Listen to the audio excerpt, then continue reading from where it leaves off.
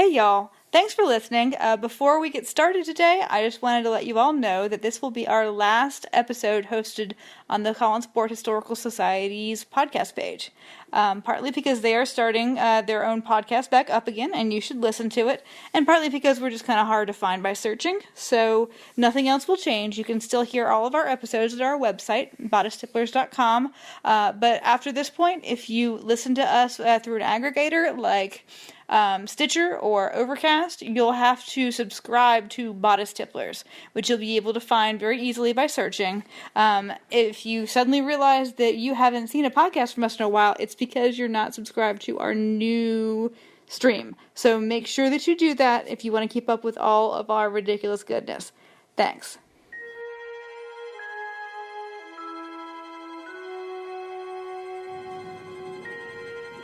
Hey y'all, I'm Courtney. I'm Sarah. And this is Bodice Tipplers, the podcast where we read the books we used to steal off our grandmother's nightstands. And then we drink about them. Because we're going to need to on this one.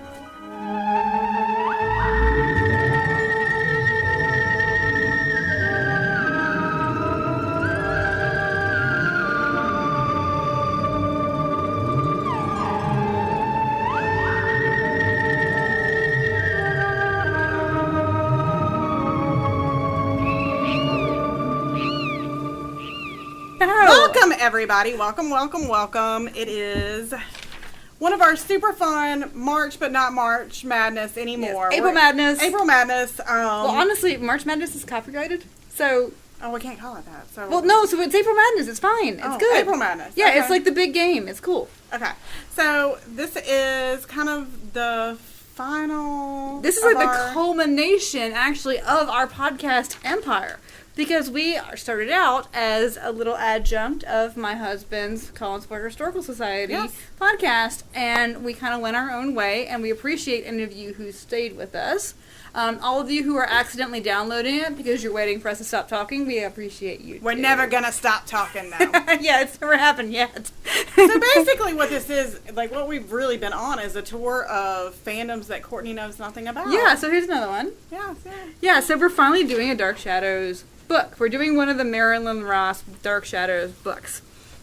And it's weird because honestly, I will tell you the absolute truth. My husband is like, maybe not the world's biggest Dark Shadows fan. I'm guessing that whoever sent him that envelope of Jonathan Frid's hair may be the world's biggest Dark Shadows fan. We have an envelope. Y'all bought hair. Y'all bought hair in your household. I think it was just sent to him. It was a favor.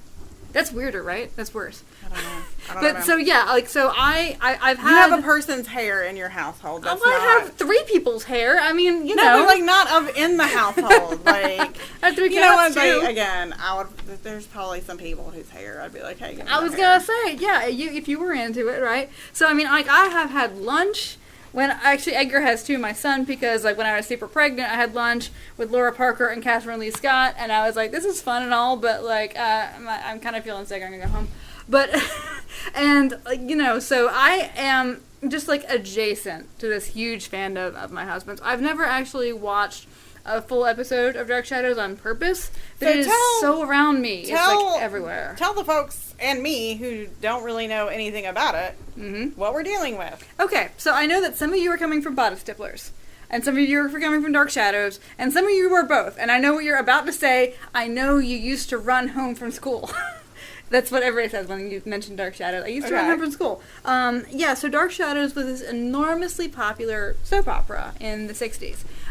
But it was a soap opera that had a lot of paranormal elements, and it got crazy by the end. Okay. It started off super unsupernatural. Okay. And like it took ages for like there even to be like for sure a ghost on it. But around like episode 200, oh god, y'all are gonna get mad at me. Please don't add us for this whole thing. Barnabas Collins shows up, and he's a vampire, and that's like what kind of kickstarted the whole thing. And he was an enormous. This is weird because he's like a older looking Canadian dude who may or may not have been super gay. Sex symbol. In the same way, it's the 60s, okay? So you got Tiger Beat. You got David Cassidy on the same fucking Tiger Beat. You know what I think is amazing about the 60s and the 70s? Is that was a time when Walter Matthau was an action star. Like, he made the shit out of taking of Pelham 1, 2, 3. Yeah, same thing. And so... Well, it was very similar to, like, how Spock was kind of the breakout character of Star Trek. Even though they were concerned, they were afraid he looked too much like the devil. Like, they weren't even sure about his character design when they started out. And Leonard Nimoy as Spock also became, like, the super sex symbol for young girls. Ditto, what's his name? David, whatever, from The Man from U.N.C.L.E.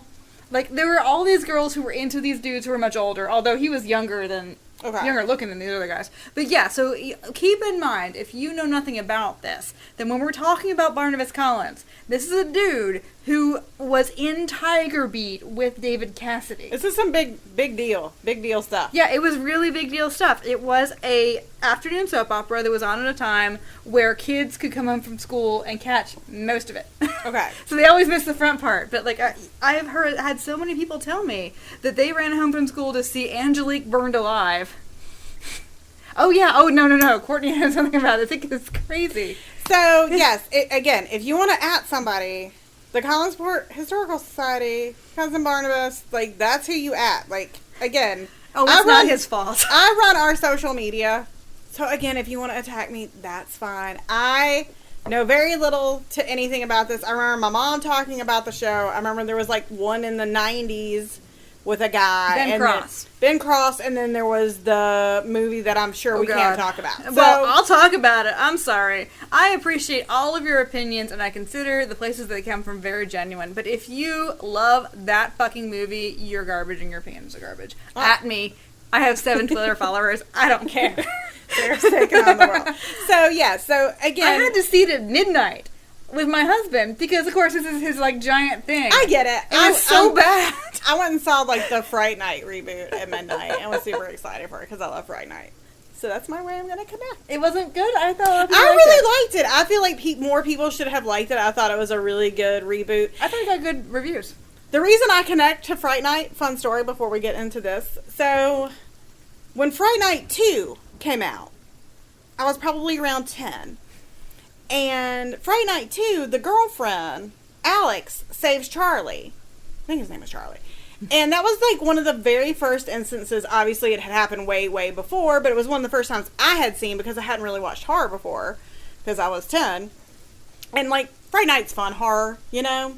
But it was, like, the first time that it was, like, a kick-ass lady, like, going in and saving her boyfriend. So I have a really, like, really big, soft, affectionate spot for the Fright Night series. You would probably actually dig Real Dark Shadows because it's largely women's stories. Right. It's like Angelique, who is this, like, badass fucking witch. Why she's white, I don't know, but she is white. She's, like, from the West Indies. Yeah, we're going to talk about that later. Yeah, it's going to come up. But even though that doesn't come up in this book, I think it's worth mentioning. No, okay, anyway. Like, but we need to move, before we get into the book, trigger warnings. Yeah, so this book is a garbage in a lot of ways. The book that we're reading... we should tell them what book it is. This book is called Dark Shadows. No, it's called Barnabas Collins. I thought it was called Barnabas Collins, Dark Shadows, Barnabas Collins, and it's by Marilyn Ross, who... I'll get to that in a second. Let's give them the trigger warnings first. Yes. Okay, there's no actual rape in this book. However, there is, like, really gross ableism. Gross ableism. There is, like, a dude, like, perving on... Well, he's not perving, but he is showering inappropriate attentions on young girls. He invests because, again, he's ageless. So he invests his time in whatever ways that you want to take it to, like, an 8-year-old because she's gonna grow up to be the image of his dead girlfriend. So that's gross, and he's like, I'm gonna adopt her so she'll be my bride later on. Yeah, there's some gross stuff going on with that. Also, he eats the help, so that happens. He eats the help a lot. So and not in the good way, not in the like nom nom nom way. Yeah. No. So there's some of that. There is no actual. There's no rape. There's none of that business. But it's all kind of like gross and. So I should explain before anything else that, yes, let's talk about the wines before I get into Dan Ross, because I'm going to want some of this wine I'm going to have Courtney hand me, and be a good excuse for that. So our wines today, I was going to go to Morganelli's, but I was at Trader Joe's, and I saw this wine called The Delicious Monster. It's got a really cute label on it. It's super cute. You know I love a palm frond. But, okay, so I was thinking about the Barnabas Collins from the show, who is such I guess, like a lot of people imprinted on, like a Gosling, who is like this kind of anti-hero, delicious monster. But the front of the wine doesn't even tell you what kind of wine it is, which is a little suspect. Just wine. It's just wine, whatever. You know what it is. Drink it, motherfuckers. And on the back, like, it's got weird kerning stuff, and there's like a weird grammar error, and I'm like, oh, you know what, that is. But you know what? I feel like that fits very well into like the tonality of the 70s, because you remember, like, before wine came a thing, like back when you used to go to the grocery store with your parents in the early 80s, like the wine section was just like the bottom shelf. Like the bottom there shelf. There were jugs from Gallo. And it was just like the Gallo. Like that's all I had was the Gallo. You could jugs. also get like the Chianti that came in the basket weave thing. So I feel like that's very tonal. If you wanted to make a lamp. Yeah. So I brought a wine called Troubleshooter because it's in honor of Margaret, who is the character in this book that is doing all the heavy lifting. And like, she is juggling a lot of balls in the air, so I felt like it was kind of perfect. Yeah, she's going to solve all your problems in the worst possible way, but she's going to fucking solve them. Yes. So pour me some of that, baby. So let me explain first. All right, I know that y'all are all like, what, they didn't like it? Let me say first that we are not talking about the show here. We're not even talking about that fucking Tim Burton movie. You can add me about that separately. Again, I'm trying to kill Ford, personally, Motor Company, for like screwing me over on this car, and I only have 7 Twitter followers, and they didn't care that I tweeted at them. If y'all all follow me to yell at Dark Shadows for me, I can only become stronger. Please no. Again, I have no basis of experience for this show aside from Barnabas Collins by Marilyn Ross. This is this is my only, again, aside from a movie and like my mom talking about it and being like, oh, Ben Cross is cute. This is my only experience with it. Okay? I will say definitely that the character of Barnabas is not at all like the character of okay, so Barnabas Collins does fucking kill people, and he's a vampire. Alright, don't get me wrong. But this Barnabas Collins... he's a fucking idiot. Yes, he's stupid and he's mean, and the book is just mean. The book is 130 pages. It took me forever to read it. Well, let me explain why. Before you start atting me, make sure that you're at me for a reason. Marilyn Ross, for one thing, one reason this is so weirdly discordant is it's not a woman. If you're going at it thinking this writer is a woman, yeah, it's weird, right? Because it's obviously not a woman. No, his name is Dan Ross. Marilyn is his wife, who's a real person, and kind of his collaborator in many ways. But so this guy would shit you out a book in 5 days. Didn't matter who you were, what you wanted. You wanted a nurse book, I'll shit it out for you. You want a detective book, whatever. So he was actually like in the Guinness Book of World Records, I think, as the most shitting out of books person. He also doesn't seem to really like women. No. But remember, okay, so this is not the first Dark Shadows shit it out and sell it paperback. However, this is the first one about Barnabas Collins. So while Barnabas had been on the TV show at this point, Dan Ross lives in Canada. So he had not seen the show. All he had was like a series Bible in front of him. Also, this is before they were going to keep Barnabas on. So the show was he is more sinister in the it's an American show. Yeah.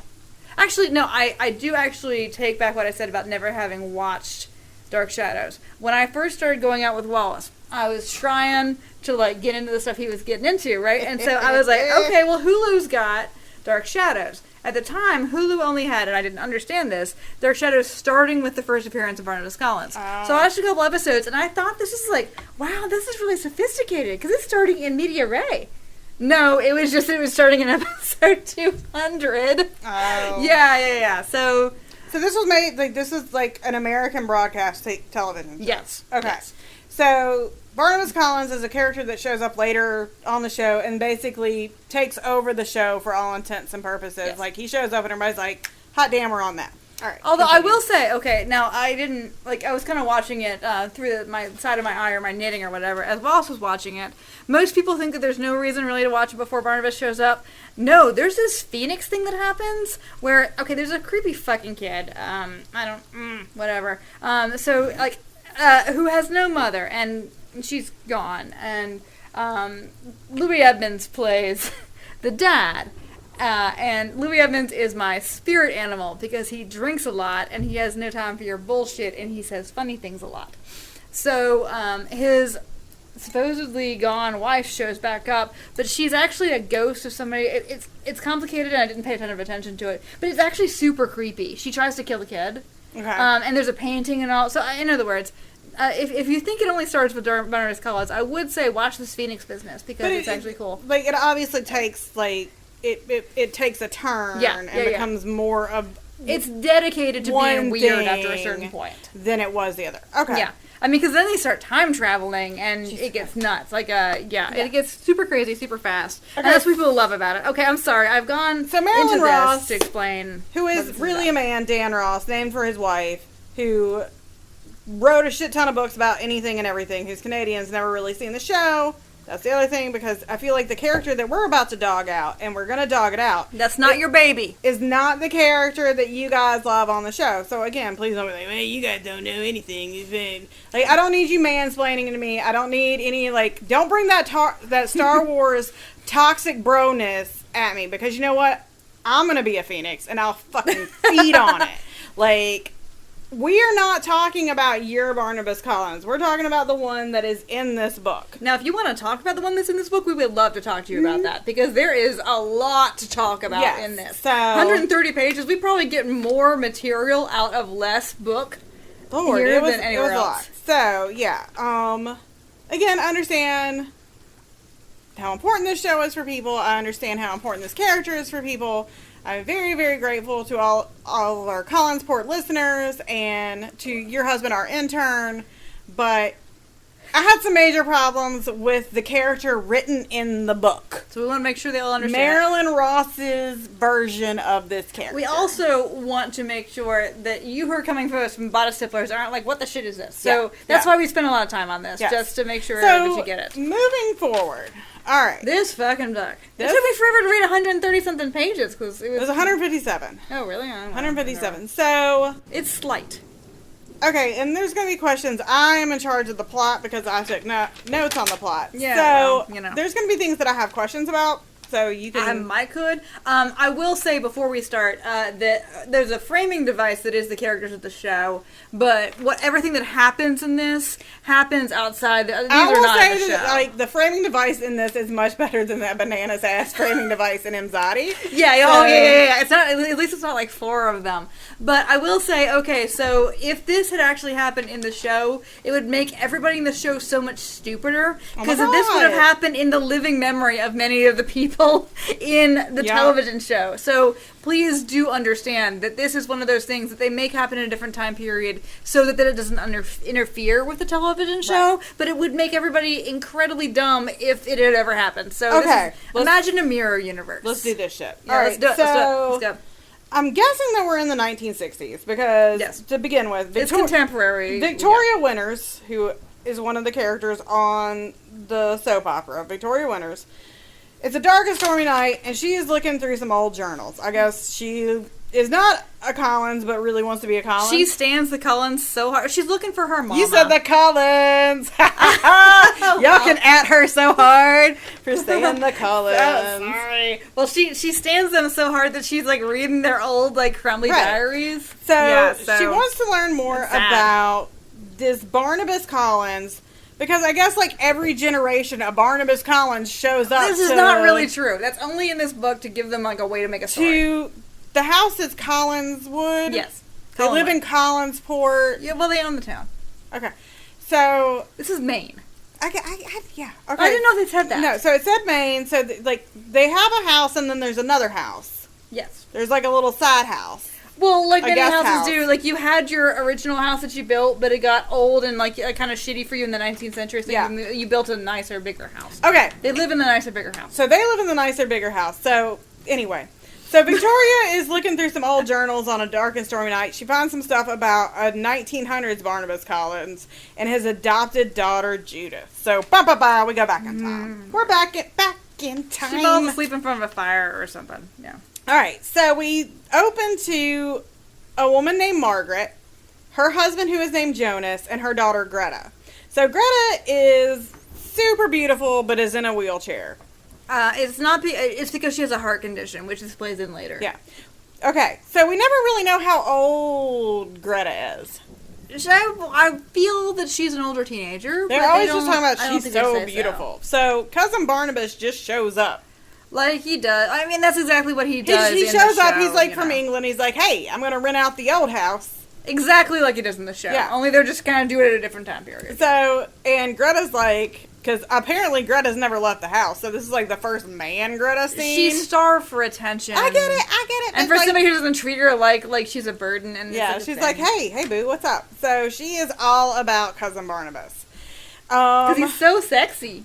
All right, so the description, y'all.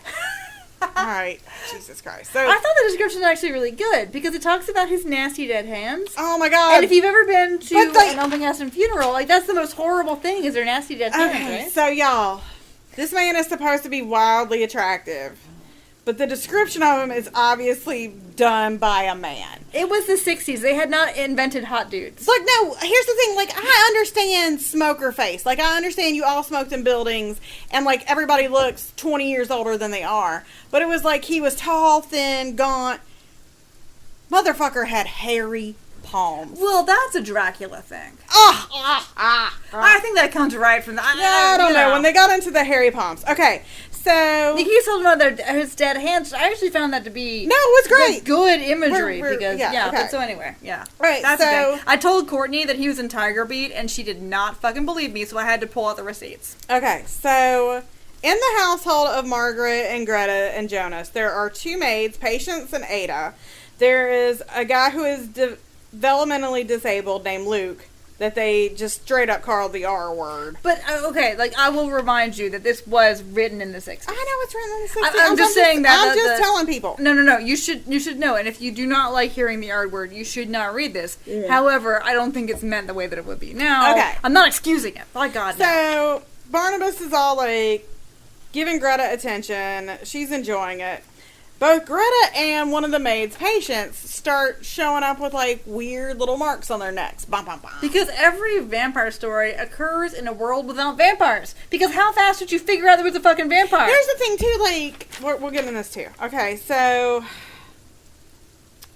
Margaret's like, homeboy's creepy. Maybe don't be so into him, daughter Greta. And Greta's like, you can't tell me what to do, man. And Margaret is really not able to say no to Greta because she has that kind of thing that I think is legitimate. If you know that your child is going to die early, she's kind of got an early death. Like I mean, I totally get it. So you don't want to. But at the same time, she at least realizes that this is not maybe the healthiest thing in the world. So Barnabas is lurking around, like, only Patience. At night, because he's doing experiments. He's doing important experiments during the day. So it's all bullshit. One of the maids, Patience, comes to Margaret and says, Ada's sneaking out every night and meeting this Barnabas guy. And she's like, this is upsetting. Which is a thing that happens sometimes if you have live-in help. But, you know. But then... but she's getting real thin and white. She's getting thin and white, and all this stuff is happening, and it's obvious that it's vampire situation. Now, it actually takes a long time for Dark Shadows to say the V word. Now, part of that's because of standards and practices. Part of that's because I guess we don't need to, right? But I'm always fascinated by how many vampire or zombie movies require for the plot and the evolution of the plot to work that there not be such a thing as vampires or zombies in film. So Margaret notices that 1900 Barnabas looks a lot like an ancestor, and she does some digging. Oh, there's always portraits. And finds a note from the 1840s talking about his quote-unquote ancestor Barnabas, which mentions witchcraft and the devil. Oh, they do say, of course, by the way, if you're like, why didn't they say it? Like, oh, God. When he meets Greta, talks about Josette. She looks just like Josette. I'm getting to Josette. Well, no, it's when they first met, and it's a big deal, because if you know Barnabas, he's like a fucking Gosling. He imprinted on Josette and everybody fucking else. I got a lot of issues with that, Gosling who's got lots of triggers, I guess, because that's his, MO or whatever. But, yeah, so he's finding Josettes all over the place. It's like, where's Waldo? Except everybody's a Josette. That brings me up to this point. So, Margaret goes to this old-ass lady that still lives in the house that was one of the, she was the help and now just lives there. An inherited servant. Her name is Granny Entwistle, and she's like, yo, tell me about this old Barnabas. And she's like, let me tell you. She's like, so Barnabas and his girlfriend, Josette, were cursed by this witch, Angelique. They bring up that Angelique is from the West Indies and practices voodoo. She's a white ass but somehow bitch. She is white. Sorry, ma'am, Catherine Lee Scott. You were very nice to me when I met you, but you shouldn't be white. So Angelique was in love with Barnabas, and he was like, nah, girl, I got Josette. And she's like, oh, you think you got Josette. So he, like, gets attacked by a bat. And at the same time, like, the bat attacks him. Josette puts the whammy on him. This is how it's described in the book. The whammy occurs. And he becomes a creature of the night. So Josette finds this out. Bitch throws herself off a cliff. Oh, lots of people throw themselves off But no, here's the thing about this. So this motherfucker has been holding a torch for 100 some odd years for this girl that would rather throw herself onto some Maine fucking North Atlantic rocks than be with you. Do you want a better, like, explanation of toxic masculinity than that? I mean, I get it. So I would like to point out, by the way, that Angelique, we think we know better, we think we do better. Angelique was played in the Tim Burton film by Eva Green. Yeah. Noted white lady. So, okay, so this is like the backstory. Meanwhile, Barnabas is just straight up eating the help. Like, I feel like this is Vampire 101. Yeah, you don't eat the fucking help. I mean, Like, you don't shit where you eat. Stop eating the help. Alright, so Margaret goes snooping around to the old house. And I respected her for that. She had the guts to, like, break into the basement. Margaret. So Margaret goes snooping around to the house, and she finds a coffin. And she's like, oh, where? Well, she doesn't find it. This is the interesting thing. She actually... Okay, I always... Maybe this is my thing. Whenever somebody's sneaking around a house that's not theirs, I'm like, oh my god, run. Oh my god, run. Like, that she has the nails to keep on looking at rooms and keep on looking at rooms. The writing of, like, the intensity of it That's was, when I got good. Yeah. I actually started turning the pages at that point. So she finds that in, like, the front room, there's a table set for two with a wedding dress, because, like, that's the kind of thing that we do in this kind of book. But no, she does find the coffin because she lifts it up. No, that's later. Okay, what she does is she hears... I should say Hare. His name is Hare, which is funny because Burke and Hare, right? Yeah. So Barnabas is like servant, his Renfield, whatever, stumps down the steps when she's there, and she hides in the basement, and she sees him open a secret room. Yeah. And she does not open it at that point. She just does come back to it. She comes back. There is a coffin with candles lit, which seems like a fire hazard to me. But yeah, she's like, there's a secret room, and there's a coffin. What the fuck is in the coffin? And she should know at that point. But of course, you don't want to think that your tenant that you're making money off of. She does. She comes back to it. So... Another character that I forgot to mention earlier, apologies, is Claire, who is Margaret's BFF and is a really young, attractive widow who's got an orphanage. So, like you do. Greta, who is crippled, God, I'm using the words that they use. Yes. Greta, who is crippled, looks like dead Josette. But then Claire's like, hey y'all, I happen to have a spare Josette. I have this spare child, and I love that in, like, this is a time period where people are just like, you take a baby, so, like, she tells... There's too many babies, especially not enough babies, which is, like, no. She tells, Margaret, like, hey, I got this kid, Judith, who looks a lot like that painting, and Barnabas is all like, tell me more! Let me give you a free baby. And so... They decide that free 8-year-old. That Judith is going to come and stay with Margaret and Jonas and Greta because it'll cheer Greta up. Everything is about making Greta happy, which, whatever. All right. And there's even this thing that Jonas is all like, you what? You got a what? You got a free baby? And they're all like, we live in this giant fucking house. You wouldn't even known if they hadn't said anything. So, basically, Barnabas is, like, his MO is to harass women that look like his dead girlfriend. Yeah, that is actually, I will not lie, that is like, okay, so, I do not promise to be, I'm gonna get this wrong, early on in the Barnabas thing, so Maggie Evans is like the townie, and of course looks like Josette, because like that's all he sees is Josette, so he kind of kidnaps her. And he kind of dresses her up as Josette, and he kind of keeps her. He does this in the book. He does this in the book with. Yeah, but he does it like in a more permanent kind of, actually creepier basis in the show. Yeah, so he's always like taking the help and like being like, because he uses and also his Girls Down at the Blue Whale. That's the bar in town. Yeah, he uses his vampire powers to hypnotize people and put them in Josette's clothes. And stuff like that. Anyway, okay, let me get back to my notes. I'm sorry. So, well, you would enjoy the Blue Whale because that's okay. So you have to understand that this is all done on sound stages. Mm-hmm. So there's only so many sound stages, and this is a very cheaply made. It's a soap opera. Okay, so the Blue Whale is one of the sound stages, and for a while there is like a boyfriend. I think it's Maggie's boyfriend. Please do not at me. I'm not saying for sure. I think his name is actually Spike. So there's like no, don't get excited. Don't prairie dog There's me. only one Spike boyfriend that I have time for. The only time you actually see any idea of the time period that this is made in is there's a dude who pops up in a leather jacket. Like a kind of greaser dude. Yeah. He doesn't last long. But so that's in the Blue Whale. So it's a bar and it's got like a jukebox and all. But everybody's always very morose. The Okay. Blue Whale. I'm sorry. Please go on. Okay, so Margaret goes snooping again, and this time she gets to the coffin, opens it up, finds out he's a vampire. But she doesn't say that. Huh. I don't think she says the B word. Huh. I'm just saying that, like, it's a thing. Anyway, he confronts her and blames her snooping on her being a woman.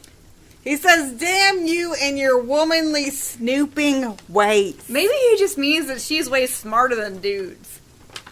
Honey, we know that's not what he meant. Like, he's like, curse you, woman, for being a woman and being a snoop. She kind of gets cornered, I guess, because, like, in the same way that she did before, only it's farther into darkness. And we're going to get into this because I have a lot of, like, we're going to get into this later. But he essentially recruits her at this time because there's no way out. And you get, what he does is he emotionally hijacks her and says, I'm going to kill your daughter if you don't do what I have to say. Mm-hmm. So she's like, all right, fine, I'll help you. So they have a chat, and he tells her how it's going to be.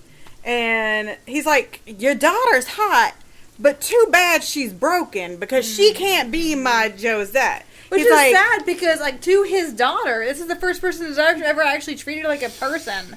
So, but then he says that 8-year-old Judith, she's gonna grow up to be a real looker, and I'm gonna adopt her, and then I'm gonna marry her. You get the impression in this that the family tree is extraordinarily stunted. That Judith may actually be another Josette. I just don't understand. So, I don't... You gotta see this as a totally gothic thing. I mean, I get it. But, like, again, Josette killed herself rather than be with you. So, this chasing Josette, like, you were straight up TLC, don't go chasing waterfalls. Mm-hmm. Like, stick to the rivers that you're used to. Like, what the fuck are you doing? Like, she didn't want to be with you. Try a different type of woman, dude.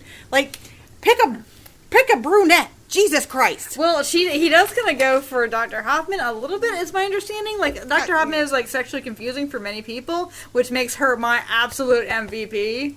Anyway, I'm sorry. Go forward. He threatens to kill Margaret. We've already talked about that. And then he whines about how he thinks love is the key to undoing the curse. Yeah, he thinks that if he falls in true love and gets married to a Josette but then he's not in love with any of them. No, he's not. But so he's an emotionally like, stunted creature. He's pulling a Penelope. But that was his whole problem when to start with. When the curse is like, the key is you the whole time, motherfucker. He never learned the lesson that Angelique wanted him to learn. I did write, I would vampire slay the shit out of this high-handed motherfucker. Mm-hmm. Okay. Yeah, this is a time where people just purloin children. Her husband, like, Margaret's husband is useless in all this. Oh my god. Like, he only makes things worse. Yeah, he just, okay. And everybody knows they have to work around him. So, the story. Margaret uses... Margaret makes it fucking happen. Not in a good way, but she'll make it happen. So Margaret... I'm sorry. So Margaret...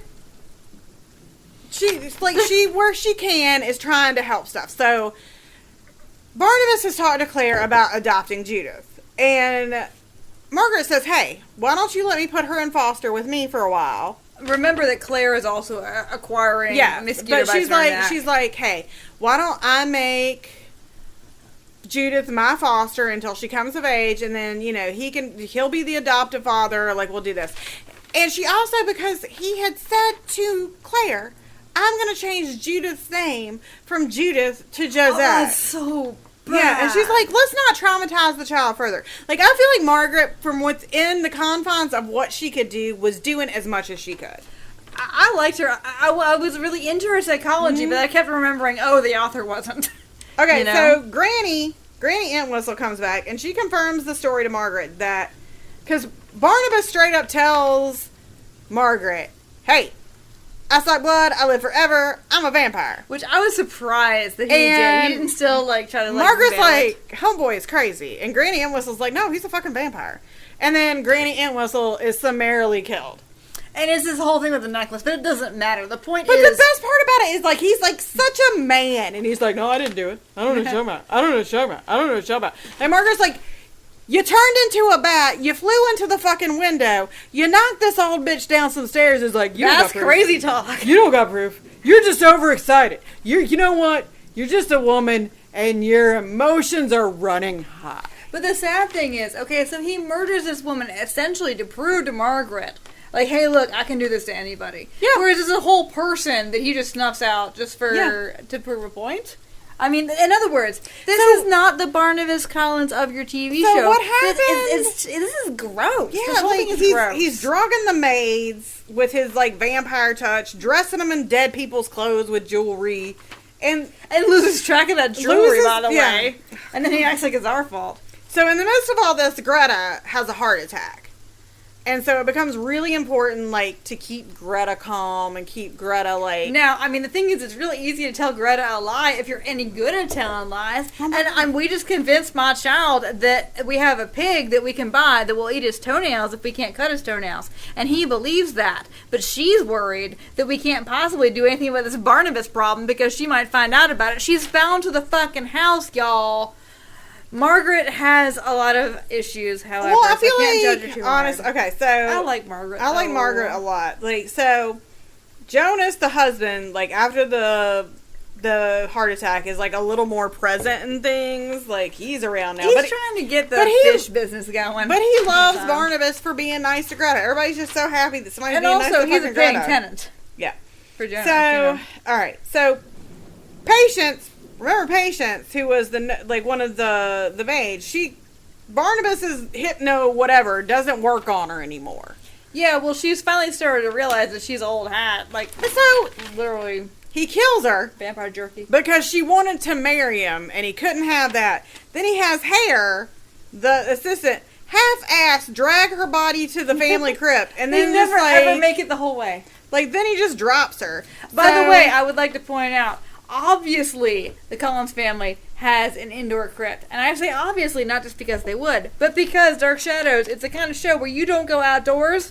Yeah. Unless it absolutely is required by the script. So remember it's an Luke, indoor soundstage who was show. the mentally, like, or, he was developmentally challenged. They call him the R word.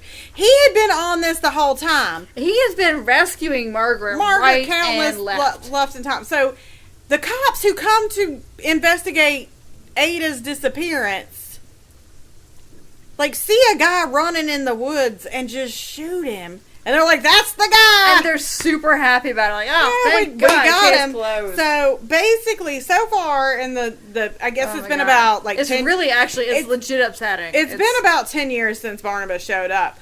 He's killed Granny Aunt Whistle. He's killed Patience. He's killed some townies. And now he's had Luke killed. So, like, and Margaret's feeling the guilt of all this, but again, like, she should be. Well, her whole goal is to keep... And she was kind of, like, Luke's patron, and the way that was written, honestly, like, you thought that it was Hare. Yeah. Because, of course, Hare also has a disability, but, no, and then she found out it was Luke, and that actually was written relatively effectively. I was, like, kind of surprised at that, considering this is the first I was like, draft, old Mags has a lot of balls in the air. She's covering murders, trying to keep her frail daughter alive. So she confronts Barnabas, and he's all like, I'm in pain. You don't understand the pain. So what you're saying is that this book is about emotional labor?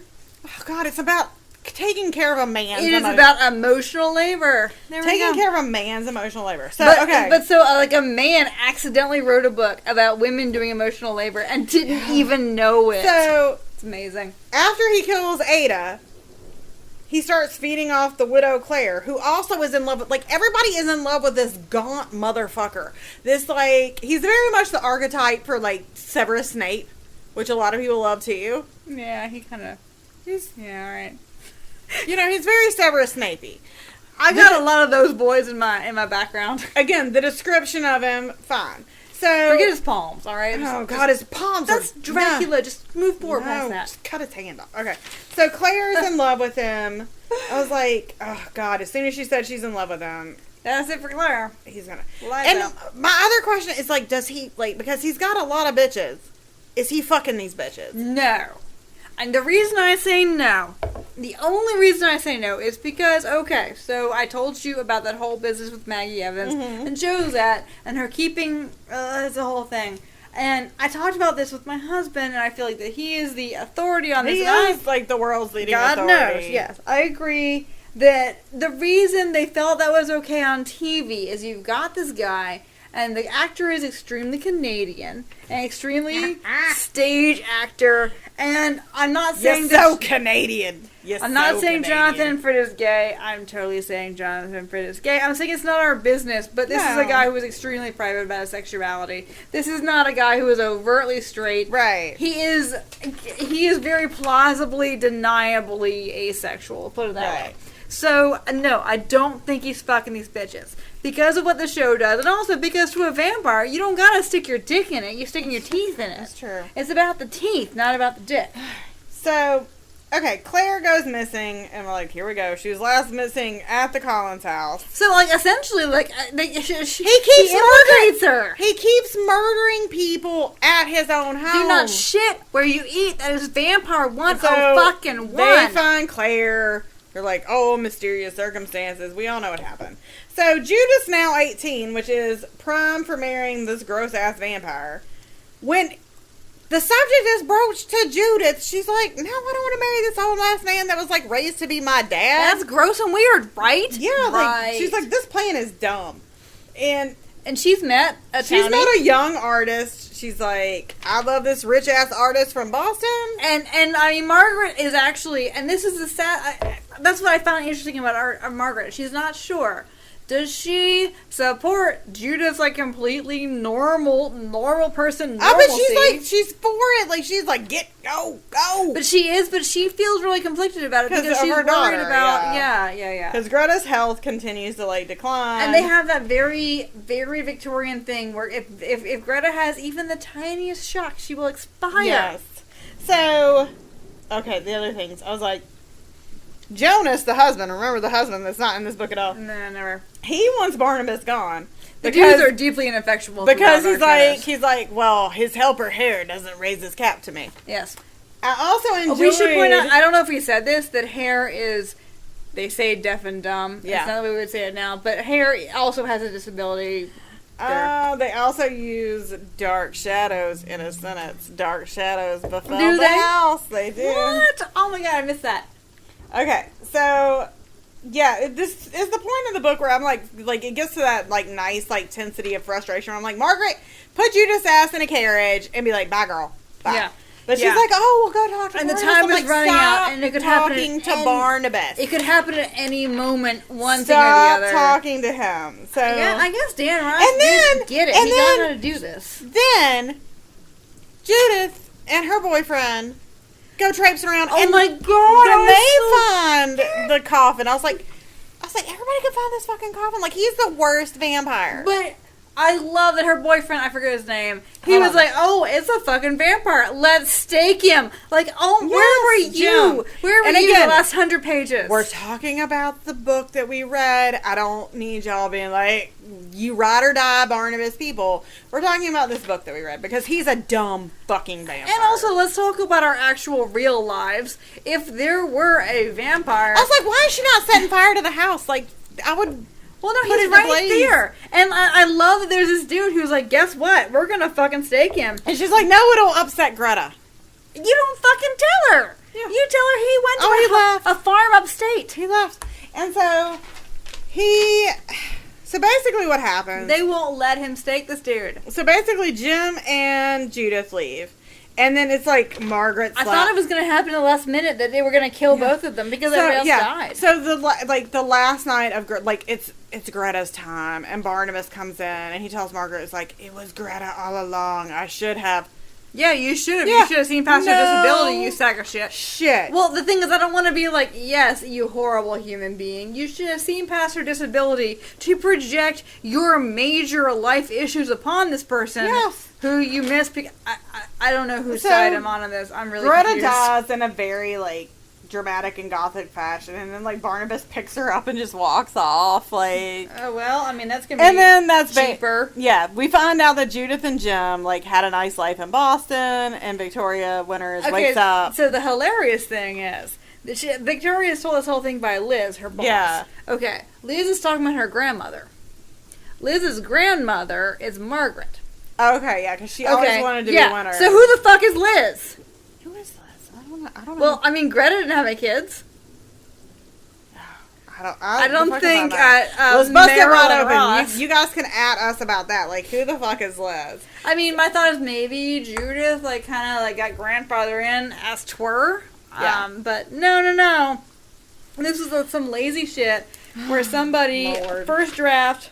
So yeah. Before we get to questions, we have musical guest time. We do. It is Jen Vix with her song "In the House of Dark Shadows." We really appreciate her giving us the permission to do her song in our podcast. She's available anywhere you get your music, including Amazon and also Spotify. We will have a Spotify link up on the post for this episode if you'd like to listen to that. So please enjoy our musical interlude. In the house of dark shadows, come see how the vampires do it. In the house of dark shadows, it's a story of blood relations. Sound arrives from far away. You've never seen him till today. He takes your hand and with a smile you welcome him to your domicile.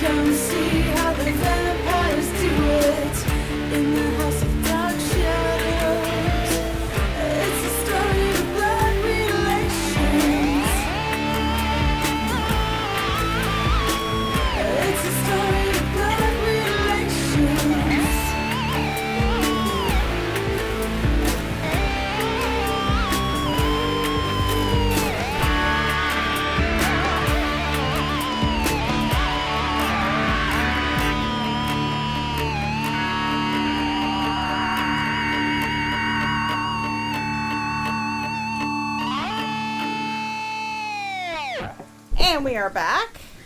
And let's go through some questions. Question time. Because I got a lot of fucking questions about this book. Oh, Okay. wait, did we even, like, I'm sorry, did we finish they get away? They get away, and Everybody else dies. Barnabas just up and, like, dipped out. He Why was did we stop then? But, yeah, so Greta dies. Yeah. Everybody dies except for Margaret and the two lovebirds who do get away. They get away from the continent. So, like, really Greta dies, and then Barnabas leaves because he's so upset because he later, like, realized Greta was, like, the key the whole time. Well, okay, I guess he shouldn't have been so fucking ableist. Exactly. Yeah, bitch. Okay, so let's go through our questions, which are weird on this, but okay. We'll try it. Bastard to Bay. Again, based on the book description of this Please person, understand, we're not talking about your Barnabas. He's an asshole. He is not, like, I'm like, I don't understand why all these women are attracted It was to him. gross. It was mean. It was mean-spirited. He was mean. He was gross. He was, like, I really hated it. kind of whiny. Like, here's the thing. Like, I get an anti-hero. Like, I will sign up all day long for an anti-hero. But this was just, like, shows that. Like, shut the up about her. And there was no force of personality behind it. No, put it that way. no. Like, it did not carry over to that idea. No. You were not going crossing the line for this guy at all. At all. But I did think it was really good characterization to keep talking about his dead, weird hands. Yeah. Just because, and I don't know if this is the case in the 60s, because I know that I feel like everything is, like, American way of death has changed a lot in the past, even just 50 years. But that when you go to see a funeral and somebody has been embalmed, their hands are creepy as shit. Yeah. I don't know. Like, there was nothing about him that, like, I found. Again, the book Barnabas. Like, I was like, ugh, God. Yeah, it was a gross. Nothing about it was, like. Of course, also the materials that Dan Rath got for this. He hadn't seen the show, so he didn't get what people were seeing in it. And also, this is the thing, it was going to be an arc this guy got staked at the end of. Yeah. He's just not appealing in this book. This is like, a season 1 Boy Crowder in Justified. So maybe think about it that way. So. Did you watch Justified? I did watch Justified. Oh my god. You know I love Walter Goggins. That's my friend and I's joke about Walter Goggins. Is like, Walter Goggins, like saying his name is, we love Walter Goggins. So I do think that Walter Goggins is a good analog. Walter Goggins is an amazing character actor that, like, should win all the fucking Oscars for being. But so he's like a homely looking dude who does it for you and all sorts of, like, he was an interesting actor. He does all. So I get that as like a here's good the thing, parallel. like, I have a lot of ugly man crushes. Like, I love an ugly dude. Like, girl. And again, if you follow us on Twitter, you know that I would run away with crazy moon-faced Willem Dafoe, who is insane looking. Yeah. That is an insane looking person. But now he's, like, implicated in... Oh, God. But, like, this, like, you have to have something behind it, and I feel like whatever was behind this character was not conveyed in the book. It was not conveyed at all whatsoever. So, like, I have seen some of this show, and I can kind of get the Snape-ness, the Spockness, whatever, like, but none of it was on the page. Based on the book, I'm like, no. Just straight up bastard, no back. I think this one is very interesting. Bechdel to bitch. It passes the Bechdel test. It passes it, but, like, it's all tertiary. Like, even when it... I don't know if it really passes it, because even when they're not talking about him... They're talking about things that involve him. But also, I think that's very gothic. I mean, Margaret's amazing. She's isolated, because that is, like, the characteristic of the gothic heroine, is that she is always isolated. Margaret is... I really liked Margaret. I feel like she was, why did she do what she did? I was into her deep psychology. Like, stab him.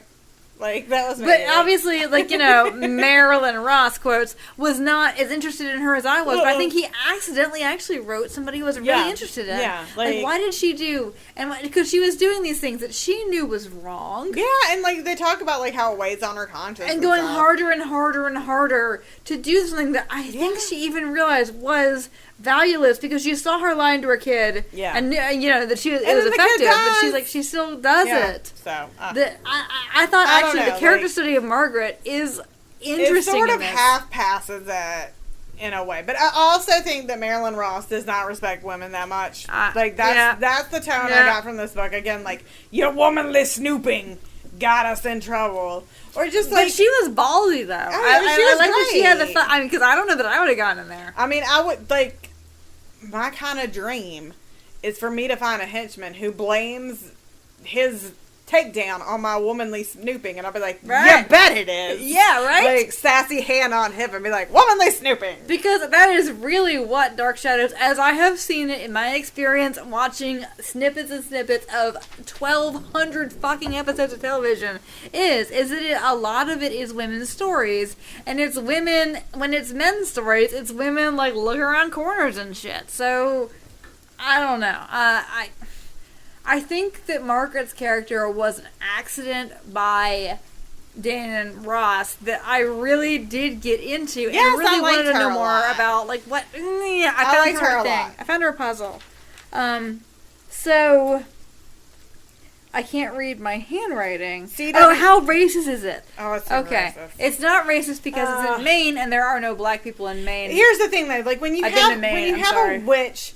that is from the West Indies and practices voodoo, and then you make her a blonde or a white bitch. Like, no, she's blonde. It's okay. She's blonde. She's a blonde bitch. Like, you're discounting, like, the whole, like, yes. there is literally no one in the history of the world that was from the West Indies and voodoo and blonde past, like, the 1990s. You can, and the thing is, they could have fixed that in the movie. And they knew, okay, I understand. So they're doing in the 60s, a Netflix series about this, right? I get that in the 60s, yeah, you had to cast a white woman. But okay, so they're doing a Netflix series. Yeah, there's no casting news as far as I know. So hopefully they will rectify this, because, like, you're talking about, like, I don't know, when you take Afro-Caribbean diaspora and then take Afro-Caribbean religions. You're just taking that to serve your story. You're taking an Afro-Caribbean, like, legitimate religion, and you're putting this salacious, awful spin on it, like, with what they do with, like, you're making this about you. You're taking your ideas of what voodoo are. And by the way, let me explain. Normally we're talking about the book. In this, we are actually talking about the concept of Angelique at us. We don't care about this. No, you're taking an Afro-Caribbean religion and putting this salacious, making people into vampires, like, curses and stuff like that. Like, you didn't know enough about it. You wrote a thing because it sounded exotic and it sounded sexy. But you know what? It's not... We've got to toe the line, and we can't put anybody in there from an actual culture that represents this. So I am taking to task this, and yes, I know it's the 1960s. That's legit. No, it's legit. But like you said, they did a movie just a couple of years ago, and Eva Green was cast as this character. So, and I love you, Eva Green. I mean, please she's amazing, but yeah, that was bad, and that's not okay. And, like, I'm not saying that there aren't dark elements to voodoo, but, like, stop just making me like, oh, you know, we need a scary thing. Yes. We need a scary thing. Let's make it voodoo. I can at least give you, like, 6 or 7 different books that come from that. Yeah. That aspect of, they may call it voodoo, they may call it, like, a variety of different things, but they have an authenticity to them that this does not have. And I get that was very common at the time period, but if we didn't call it out, we would absolutely be negligent. So, yeah. So, okay, forget racism.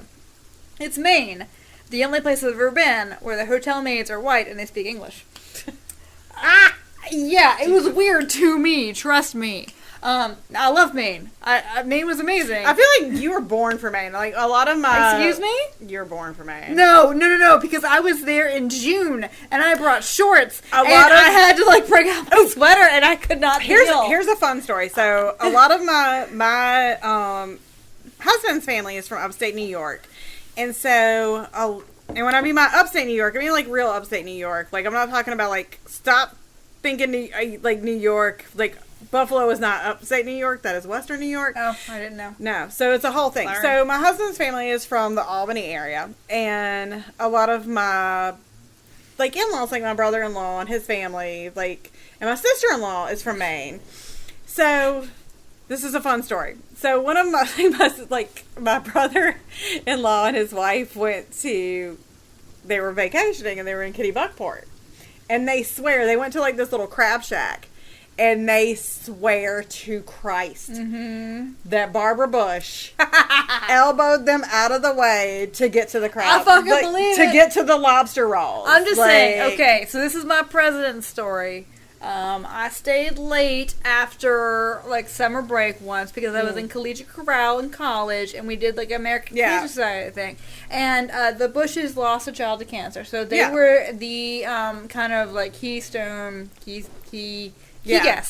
Sorry, let's Keynote speakers of the American Cancer Society thing, and we sang at them. And one of the kind of the benefits is that you will meet these keystone. Keynote. So we're not allowed to go to the bathroom without as escort by Secret Service, but Barbara and this is the time this is like right after. This is right after Bush v. Gore. So it was new Bush was in office. But that didn't matter to us because we were there for the American Cancer Society. And, you're going to meet George H.W. Bush. And we're like, okay, whatever. Like, if that's important to you. So they come through. And I have to say, let me explain to you that when you meet George H.W. Bush, although he's dead now, I guess you would also be impressed because he is dead now. But in person, he is amazingly magnetic. Like he's all like the presidents are. Like, yeah, that's my understanding. But like you meet this guy, and it's like, A, he's very tall, but B, I'm like, I hated this dude. I know, but I shook his hand, and I was like suddenly a giant fucking stan of George H.W. Bush. I feel like with not what we currently have with standing. Oh, like, well, that's not going to happen. Yeah. No. But, like, what I'm saying, like... I understand there's an asterisk to this. But, like, I feel like with everybody else, there's the gravitas to the position. Like, I remember, like, at the university I work at, which is a small HBCU, so during election year, we get everybody. So, I remember we were, like, Bill Clinton came. Yeah. Oh, my understanding and I was, like, in the room, and I was like... Bill Clinton, you will get wet. I don't care who you are. You will get wet. Okay, anyway, back to the main stories. Yeah. But I wanted to say that, George, so we all shook George H.W.'s hand, and we all experienced the second coming of getting a thing. But Barbara, Babs, not so much. Babs straight up pushed like my sister-in-law out of the way to get a lobster roll. Yeah, well, Babs was not a thing. Like Babs was like, I felt like she was like shaking her hands to like be done with the shit. Oh, she's terrible. Where I met George H.W. that he really valued because he heard that we had stayed into our a summer break, and that he valued us, and that I still have a picture of this. But fuck her. She will knock your ass out for a lobster roll, according to my. Also, she hates Katrina. My brother, displaced people. According to my brother-in-law and such. Anyway, okay, she can go fuck herself. Next question. I'm sorry. Tangents. But if you love me and you love Courtney, I bet you hate Barbara Bush. Again, she knocked my brother-in-law out of the way for a lobster roll. So. Yeah, well, it's too bad if those Katrina people. I don't even know if that story is true, but I love it so much. Yeah, so. Yeah, true. But yeah, Maine is apparently I don't know. It's very white. Hold on. As a southerner who goes to the beach and expects to swim at the beach. Oh, it's and different. Be at the beach. I don't understand going to the ocean where it's so fucking cold you don't want to get in. They kept trying to get me. Okay, so I went on this this trip where you learn to sail a traditionally rigged schooner, and so it was me. Here she goes with the boats. Yeah, big surprise.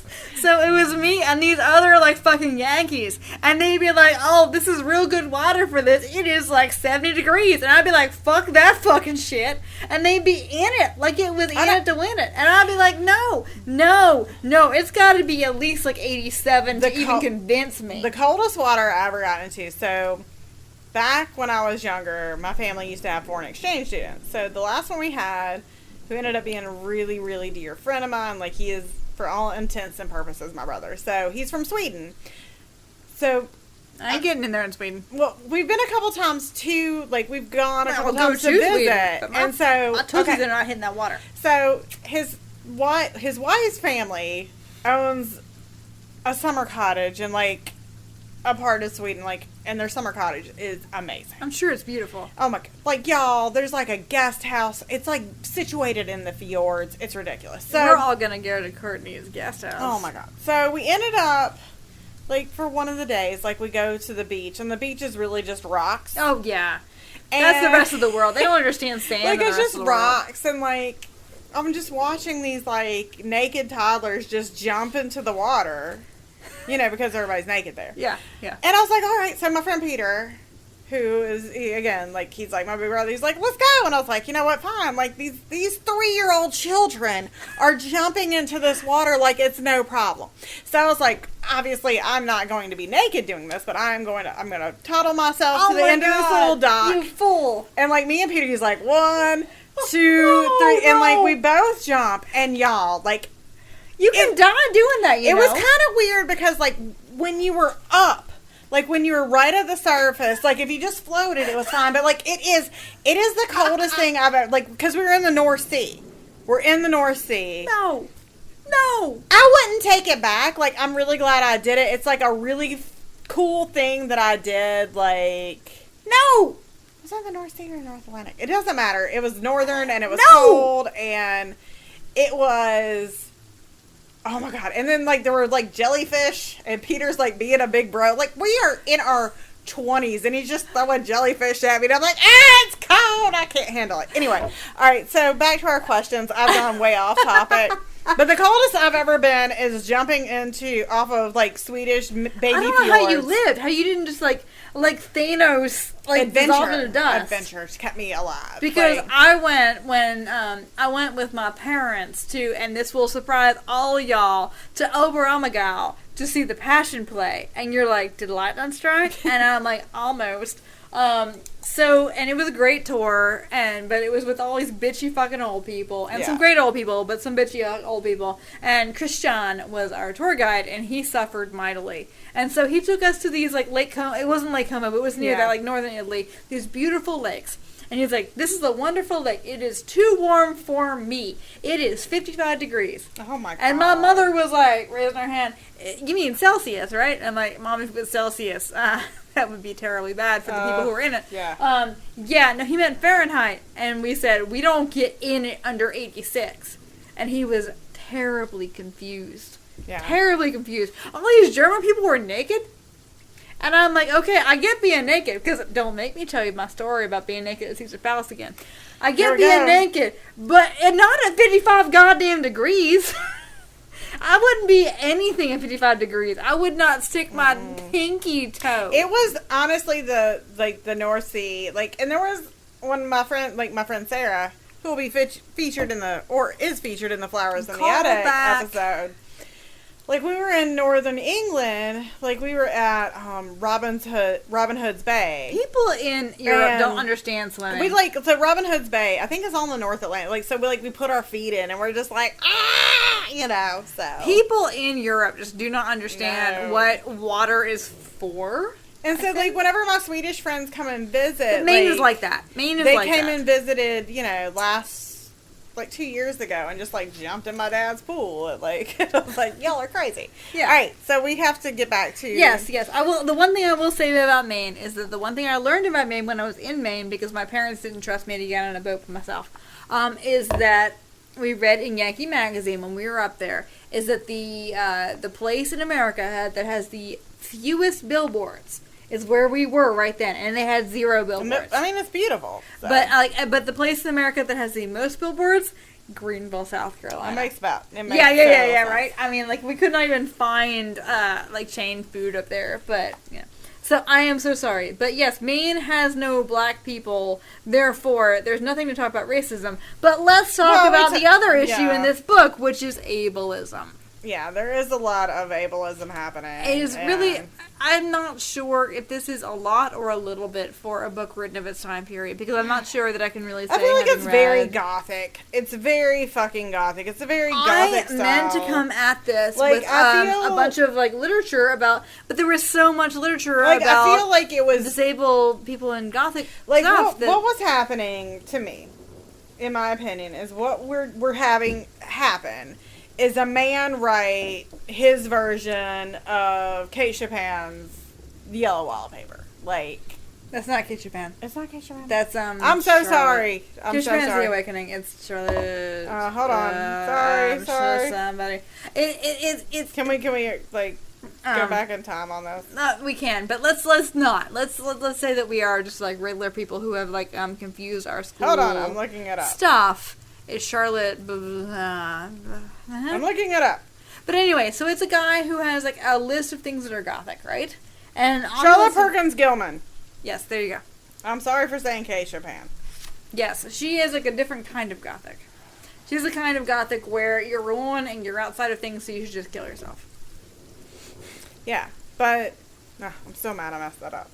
It's okay. Yeah, I don't like messing things We up. can. Let's wait for 3 seconds, and if we've decided to cut it, we'll cut it. And if we haven't decided to cut it, we're stronger for it. I guess, but it's 1, 2, 3. We're keeping it. You're just saying that because you're not the one saying Kay Chopin. It's fine. No. The thing is that I do feel that he got like a box of odds and ends of gothic odds and ends. And he That's made what I'm it look saying. like Like that. anyway, but, like the point I'm trying to make is that I feel like it was very much like how to write a gothic character. There is so much disability in these gothic things, but it's not about, of course, obviously about the people who have disabilities.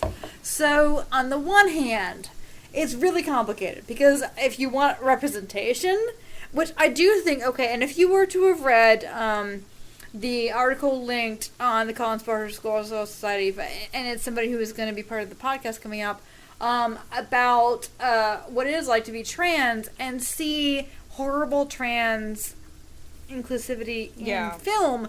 It's gross, but you're there, right? Okay, so like maybe for a person with a disability, it's gross, but you're there. Yeah. But so there's more people with disabilities in this fucking book than in anything else. So you've got Greta, Well, you've got Luke, who is a developmental disability, and then you've got Burke, who cannot hear or cannot see. Speak. Sorry, he can't see. I'm very sorry. So, but essentially, he's like such a caricature, but it doesn't matter. And the point is that, like, so you've got this thing. These people are not real people in the way that they're written, but there's so many of them that it's worth talking about, right? I mean, I think so, but again, I feel like somebody was like, "Oh, it's gothic, so we got to put all these things in here, and it's all gonna be You're like a salt shaker. Yeah, I feel like,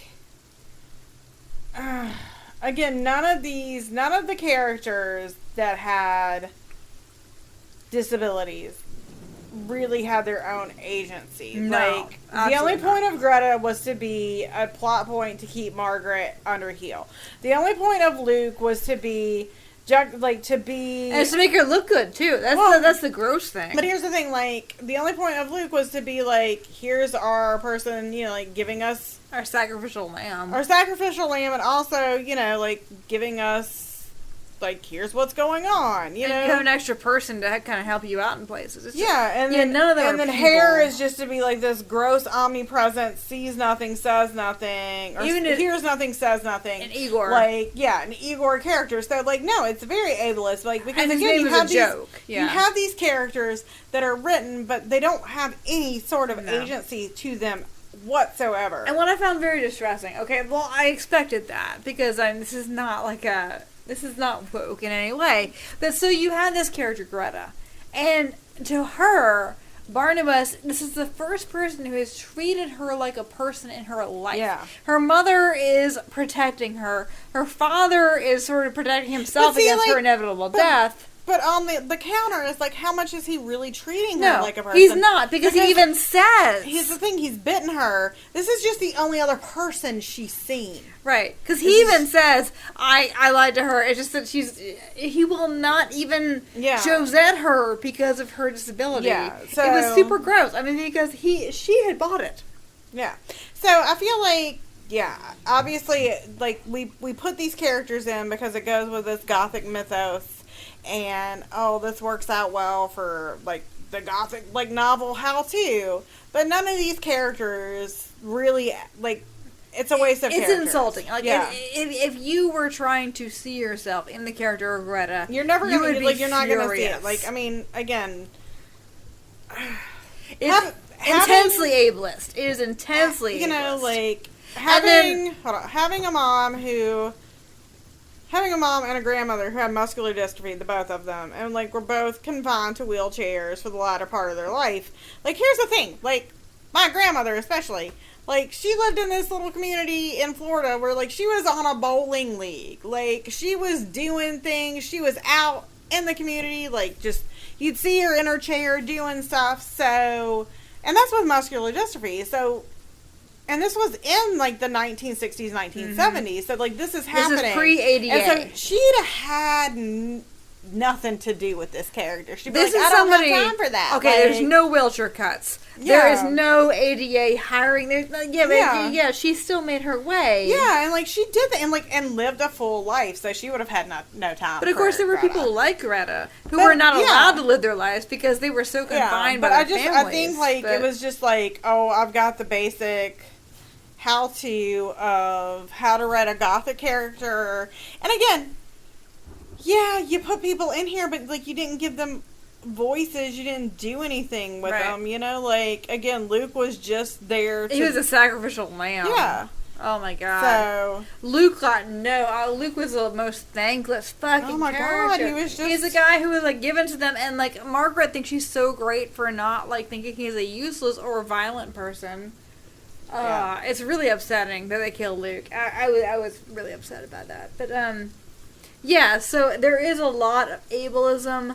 I would not suggest reading this if you are sensitive to that at all, because on the one hand, there are more people with disabilities in this book than in the vast majority of the books, but on the other hand, no, don't read it. I feel like if you here's a Courtney hot take. Do it. Courtney hot take. So this book was written by a man who doesn't particularly care for women in the 1960s. If you need a book that talks about, like, it doesn't talk about it in the overt way, but if you want to have a sense of, like, what it's like to be in a wheelchair, V.C. Andrews, Flower in the Attic. Really? I'm not gonna it's like, argue with you. I mean, she was confined to a wheelchair, and, like, you get the sense of, like, confinement and claustrophobia that boiling goes hothouse with business. Yeah. So, and a young girl's actual aspirations, which are not, by the way, to be bitten on the neck by some hairy palm fucking nasty go-getter. Oh my god, I really hate it. I'm so sorry. I know. If you love Barnabas. He's terrible But in this this is book. not your fucking Barnabas, so okay. All right. Next up, okay. So what is the CW level of authenticity of this book? I don't think they even cared what time period it was in. So it's, I don't know. Like, They didn't even care that there was really a Collins script. no, I don't. The time period is completely immaterial. No. It is like written as if there were doesn't no matter. time period. What would your 12-year-old self have dog-eared any pages? Oh God, no. No, I would have That like was thrown this book nasty. across the counter. And I don't mean nasty in like the sense that I usually mean nasty. No, Please it's explain. It's yeah. It's gross. It's just it's There's nothing like a vampire is always sort of sexy. but not this one. No, he's Yeah. like just like, hey. Yeah, it's the You know what it's like? opposite You know of what? sexy. You know what this book version of Barnabas Collins is? He's the guy at the bar that's just like, hey, Yeah, and he's hey. like, And his you're like, breath is and you're like, nasty. dude, like I got somebody waiting for me. I'm fine. He's like, hey, but you know what? Hey. No. And then you're like the bartender, like you're making the eyes. Like you're somebody like, help. Like this is that character. yeah, fuck this dude. Yeah. Would you judge your grandma? Yeah, this particular thing, yes. Not Dark Shadows in general. I mean, that would be completely Again, fine. my mom like was super in. Like my mom talked about Dark Shadows and was super into it. But I think this book, my mom would have been like, "Fuck no," and thrown it away. Yeah, because that wasn't her Barnabas, right? Right, like she really enjoyed the series because I remember her talking about it and like talking about how cool it was, but she would have hated this. She would have hated all the characters. Yeah, because Again, like this is not written by somebody who appreciates women. no, right? It wasn't even written by somebody who appreciates Dark Shadows. No, I feel like it was This just is like not- I gotta write a book. The funny So- thing, it occurs to me, actually, you say that. If there is an opposite to fanfic, this is it. Yeah, like it sucks all the joy of a fandom out of it. Yeah, you don't get the feeling that anybody this loves anything else. Like, No. okay, so you can usually, if it's like a thing that you've watched and enjoyed, Yeah. you can read a fanfic and it's completely not your jam at all whatsoever. It is like gross to you, but Yeah. you can still sense the love. Yeah, this This is is like, the opposite. Yeah, I don't Yeah, know. it's like the it makes me not want to do Barnabas, which I don't think is what the show wants. Yeah. Yeah. So, what is the booze that goes with this? I'm saying that this is like a Okay. really shitty 1970s like Chablis or like a pink wine. I have to say, actually, the wine that I picked was doable. This thing is kind of rough. Your troubleshooter, Yeah. it has to breathe a bit. Yeah. But I'm saying like what I would say that this wine is, It comes in a little basket thing.